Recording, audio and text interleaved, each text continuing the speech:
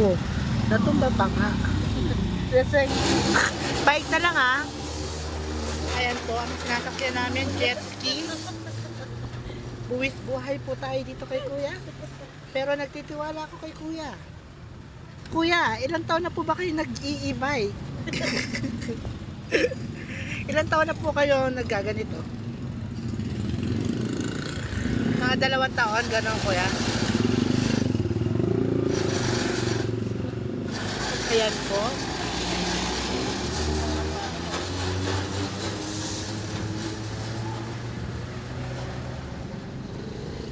Ilan na po yung anak nyo? 4 na.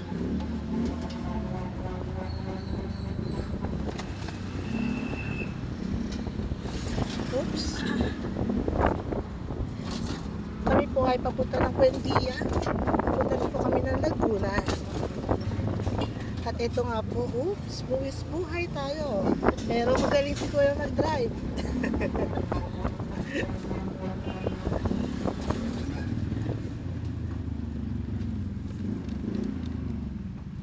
Di hanggang gabi Kuya, nag-e-bike kayo.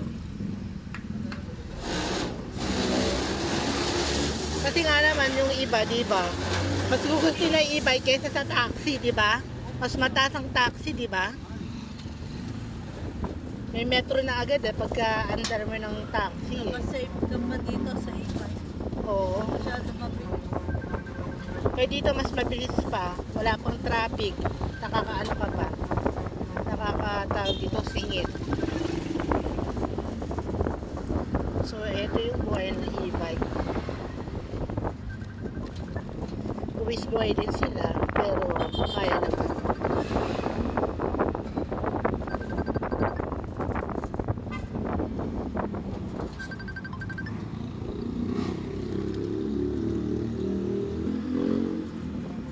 Makikita niyo po si Manong daw magang gabi nag-i-bike siya para sa 4 na anak.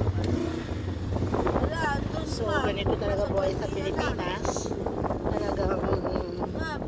Talagang mahirap ang buhay dito. Kumbaga diskarte lang talaga. Wala tayong diskarte, hindi tayo kikita. Kung di tayo kikita, magugutom tayo. Ganun lang. Kung di tayo magtatrabaho, walang pambahid ng utang. Kaya kailangan magtrabaho, madiskarte tayo ngayon, 2024. Oops! Yung mga bata, mga naglalakad lang sila, So, ganun na nga, 2024. Tuloy pa rin ang trabaho. Nagbagong taon lang, pero tuloy-tuloy pa din. Bagong taon, sabi nga nila bagong buhay. So you have to change. Iwanan natin yung mga masasamang alaala ng 2023. Itama natin yung mga pagkakamali natin ng 2023. Life has to go on. Kaya pa, hanggang sa bubuhay, may pag-asa. Ayan po. Gaya man po yung e-bike si tatay. Kung may nakakaano man kay tatay, sana mapalitan po natin yung e-bike niya para sa kanyang pagnenegosyo. Tama tatay, pag itong sumikat tayong vlog na to, hahanapin kita tayo. Libre tayo e-bike mo. So hanggang doon lang muna mga kapatid, mga kapamilya, mga kapuso. Magkita-kita tayo sa ating vlog. Happy New Year! Happy lang, bawal sad, bawal nega. Happy lang!